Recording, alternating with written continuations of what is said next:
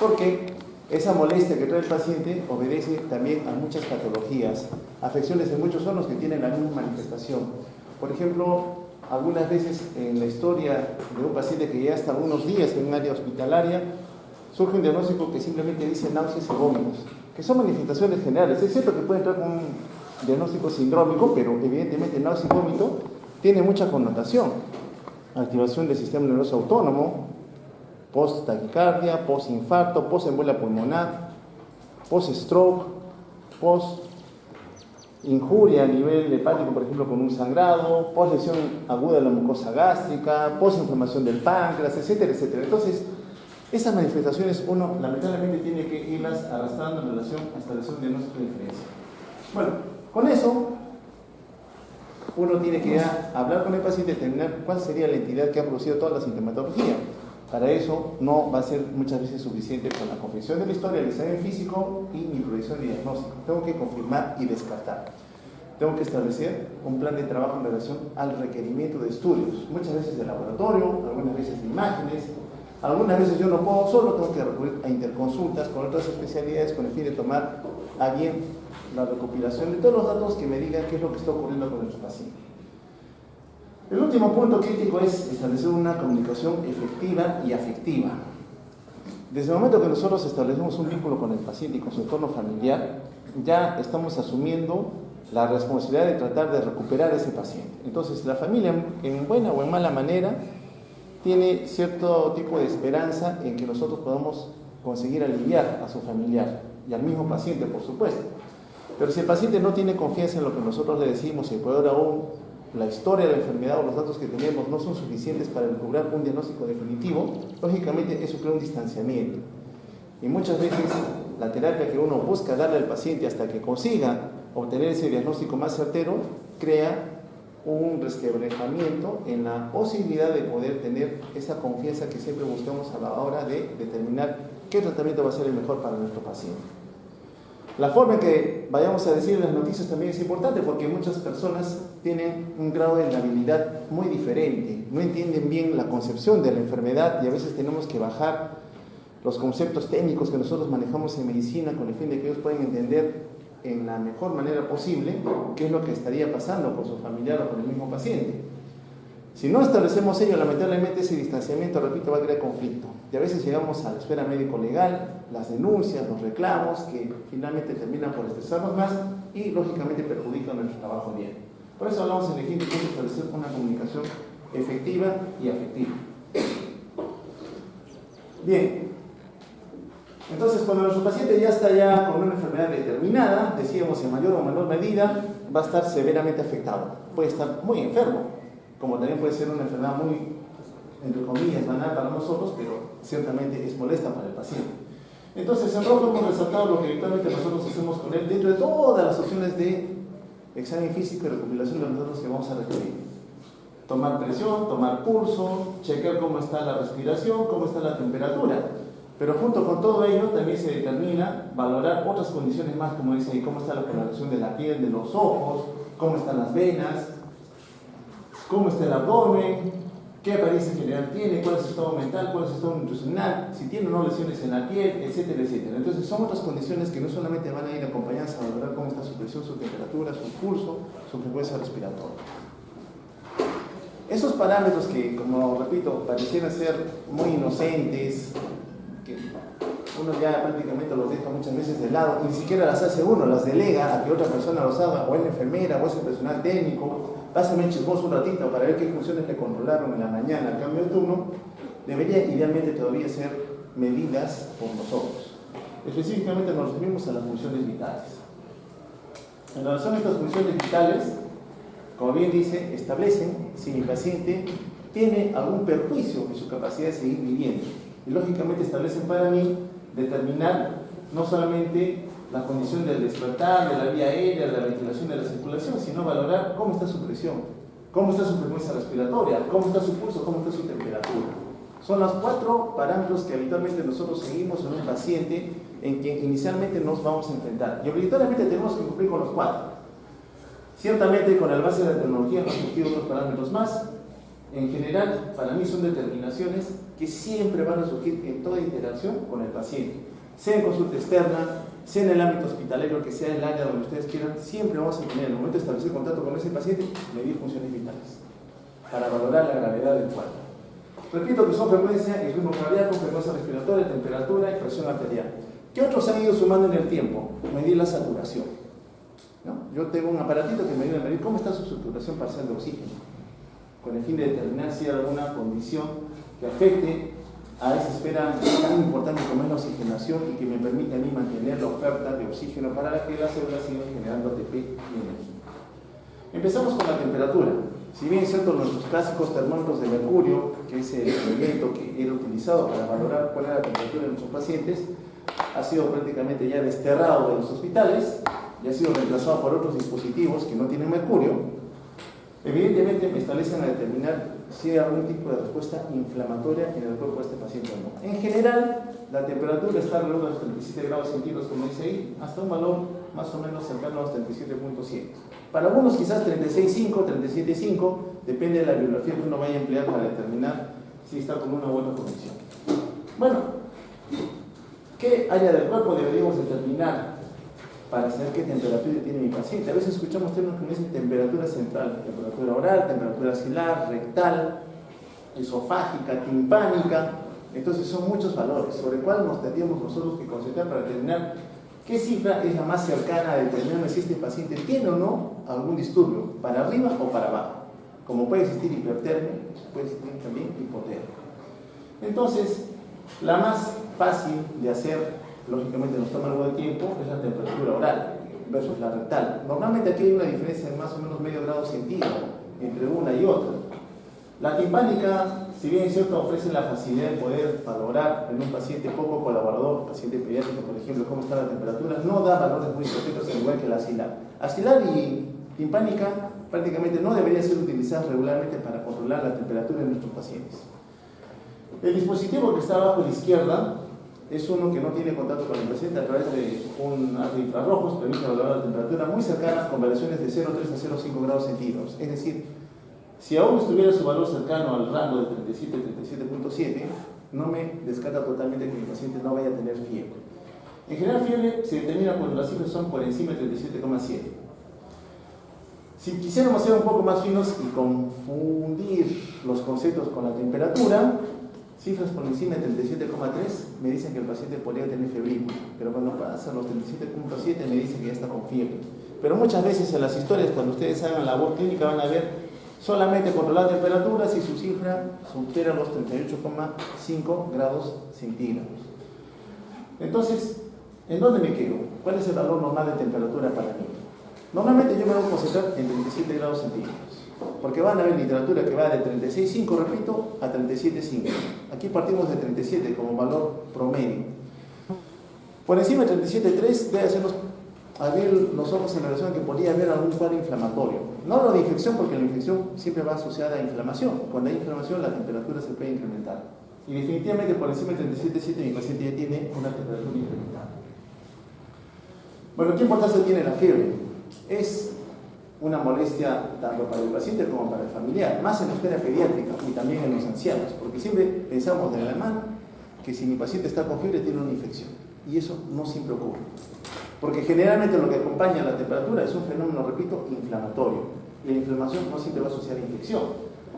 Las neoplasias alteran la concentración de algunas citoquinas involucradas en la regulación del termostato a nivel hipotalámico y podrían ciertamente elevar el sensor de la temperatura y llevar a que el paciente, como manifestación de la neoplasia, presente fiebre y no ser necesariamente una infección. Una reacción medicamentosa, evidentemente, una respuesta del sistema inmune contra un alergeno o algún componente que active la respuesta inflamatoria con la liberación de muchas citoquinas, también elevará la temperatura. Exposición ambiental, los golpes de calor, un ambiente poco ventilado, la temperatura extremadamente alta, sobre todo en ancianos y en niños, en ciertas zonas del mundo, llevan a que las personas eleven la temperatura hasta valores críticamente altos. Trastornos hormonales.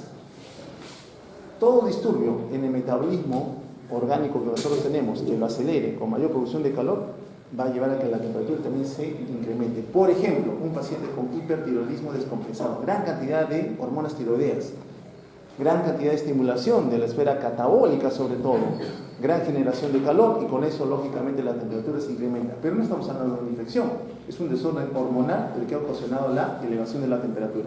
Entonces nuestro diagnóstico también tiene que ser amplio al momento de establecer cuál sería la causa que está acompañando a esa elevación de la temperatura. ¿Cuáles son los patrones febriles más frecuentes? Son estos 4, pero van a encontrar que existen otros más. Dependerá del tipo de entidad sobre la cual nosotros nos estamos enfrentando. Sostenida, es una temperatura, me dice, está con 37 y ahora mi paciente viene con 38, 38,5, 38,5, 38,6, 38,7. Son fluctuaciones, pero que ciertamente nunca llegan a un valor normal. Sostenida o continuamente están elevados. Generalmente obedecen a un problema infeccioso.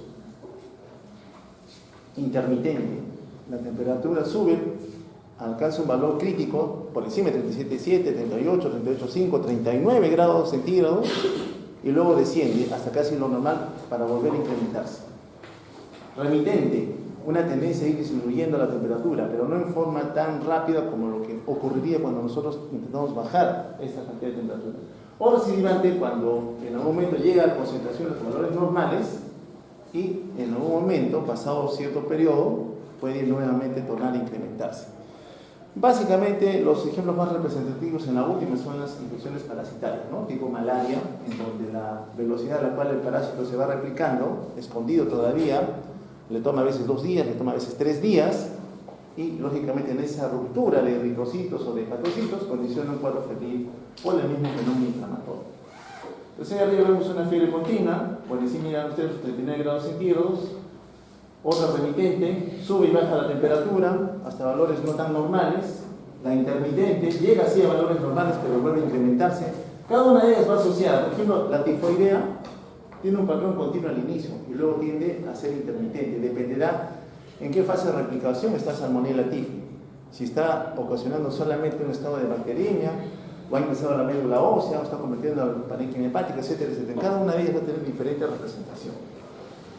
La terciana, que dice ahí, la cuartana, por ejemplo, en asociación a malaria, en donde se establece claramente que puede haber algún disturbio en relación a la velocidad a la cual el parásito tiende a replicarse, va también a establecer cierto tipo de tendencia de alta sospecha de pensar en que puede ser alguno de estos parásitos los causantes del problema que agobia a nuestro paciente. Entonces, esos patrones que más o menos hoy en día casi no vemos, porque la mayoría de pacientes ante el cuadro febril rápidamente buscan una consulta, empiezan inmediatamente en un cuadro infeccioso, no siempre un cuadro de otro tipo, como son las neoplasias, las enfermedades inflamatorias puras, por ejemplo, las autoinmunidades, pueden conllevar también diagnóstico diferencial importante para nosotros.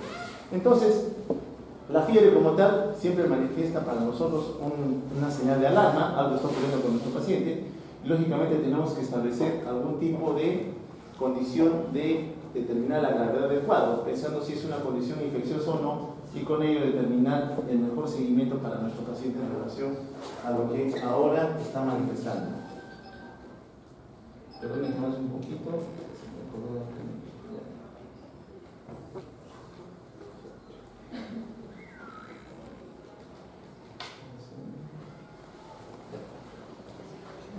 ¿Qué alteraciones podemos encontrar con la temperatura? Casi siempre que la temperatura se eleva ocurre vasodilatación. Si hay vasodilatación, el simpático detecta que está ocurriendo un relajamiento musculodenso vascular periférico, se activa, ocurre taquicardia. ¿Ya? Es lo que característicamente acompaña la fiebre. Pero a veces nos encontramos con una disociación. Mi paciente tiene temperatura elevada, pero el pulso no se eleva, no lo va acompañando como habitualmente debería ocurrir. Y esto casi siempre predispone a pensar en ciertas cantidades infecciosas específicas. Salmonella, por ejemplo. La salmonelosis va casi siempre asociada a un paciente febril, pero con un pulso prácticamente normal. Pero hoy en día, con el uso de algunas drogas que bloquean la activación simpática, por ejemplo, un paciente cardíaco coronario que usa beta bloqueadores, también suprimimos esa respuesta que naturalmente debería acompañar a la elevación de la temperatura. Entonces, lo común, como les digo, es que la elevación de la temperatura lleve también un aumento en la frecuencia del pulso, frecuencia cardíaca. Por cada grado, generalmente son 10 latidos, 10 ciclos más que se van a incrementar sobre el basal que nuestro paciente tenía regularmente. Pirexia extrema. Lógicamente, la temperatura que se va incrementando podría tener riesgos para nuestro paciente. Las células no están adaptadas para tener una temperatura a veces tan alta, y lógicamente hay temperaturas, por encima de los 40 grados centígrados sobre todo, en donde ya las células sufren severos daños y que no le van a permitir reconstituirse luego de pasar el proceso. Bueno, son secundarias generalmente a distermorregulación. Nosotros, idealmente, cuando estamos expuestos a un ambiente muy caluroso, inmediatamente dilatamos los vasos, comenzamos a generar sudoración fría con el fin de poder eliminar el exceso de calor. Eso es lo que ocurre naturalmente. Pero hay situaciones, les repito, donde el medio ambiente no me permite favorecer una pérdida de calor por convección. Los golpes de calor normalmente son esas personas más lábiles que no pueden movilizarse habitualmente a un área mucho más ventilada que le permita perder adecuadamente la temperatura en exceso que el ambiente lo está ofertando. Accidente cerebrovascular, un daño a nivel del hipotálamo, evidentemente no hay quien regule la temperatura a nivel corporal, llevará a que ésta tenga una tendencia en estos pacientes con lesión neurológica aguda a estar en valores altos, 38, 39, 40, le damos antipirético, y el paciente sigue febril. Pensamos en una fiebre de origen central. Lesión anóxica mayor postparo cardíaco, los pacientes postparo que hacen hipoperfusión persistente a nivel cerebral, bueno, en un momento muy prolongada, 5, 10, 15, 20 minutos en reanimación y recién lo sacamos, esas neuronas, entre las cuales están lógicamente las del hipotálamo, son severamente lesionadas y tampoco pueden regular temperatura. Hipertermia maligna, pacientes que reciben algún tipo de droga, sobre todo los que están asociados a anestesiología o algunos antipsicóticos, evitan la pérdida de calor que normalmente debería ocurrir y concentran esa temperatura incrementada a nivel corporal y secundariamente me elevan la temperatura de la persona. Pueden llevar a un daño tan severo como ese de abajo que dice síndrome neuroléptico maligno. Asociado, por ejemplo, al haloperidol, esos pacientes que están excitados, intranquilos, que no nos dejan dormir en la guardia, ya vamos a darle un tranquilizante, usamos una butirofenona como es el haloperidol. El paciente se tranquiliza, pero al día 2, día 3 que lo siguen usando porque me resultó favorable, le vuelvo a aplicar el mismo medicamento, comienzan a hacer temperatura, 38, 39, 40 y no baja. Busco infección, no encuentro. Le doy antipiréticos, repito, y no bajo temperatura. Estos medicamentos bloquean la despolarización de la membrana, no permiten que el calcio pueda ingresar, no hay fusión de la membrana celular de las vesículas que contienen neurotransmisores o la membrana presináptica y lógicamente concentran el calor a nivel de las células y me eleva la temperatura, severamente fatales para el paciente. No hay contracción muscular, no hay movimiento, no hay forma de perder el calor. ¿Qué hallazgos físicos nos ayudan a identificar la causa del problema? Anhidrosis. Recuerden que la sudoración es un mecanismo que a mí me va a ayudar a perder calor. Desde el momento que yo bloqueo al simpático, mi paciente no está sudando, porque es lo que habitual, mi paciente viene con fiebre, viene sudoroso. Pero ahora que tiene un bloqueo del sistema simpático, no necesita, tengo que pensar algún disturbio a ese nivel. Rigidez muscular. Nuevamente, algunos bloqueantes musculares, el uso de haloperidol, los butirofenonas o algunos anestésicos, hacen que el calcio ingrese y que esté permanentemente contraído el músculo. No puede relajarse con el fin de liberar el calor. La ictericia, muy representativa, sobre todo cuando el paciente tiene un cuadro infeccioso. El hígado es un órgano generalmente injuriado en la infección. A veces también lo es a nivel del drenaje biliar, las colangitis, por ejemplo. Un paciente que viene con fiebre, dolor hipocondrio derecho y coloración amarillenta en los ojos, yo pienso en una colangitis. Entonces también esos acompañantes a la temperatura elevada me dicen, ¿saben qué? Pareciera que este cuadro podría ir asociado a un problema infeccioso.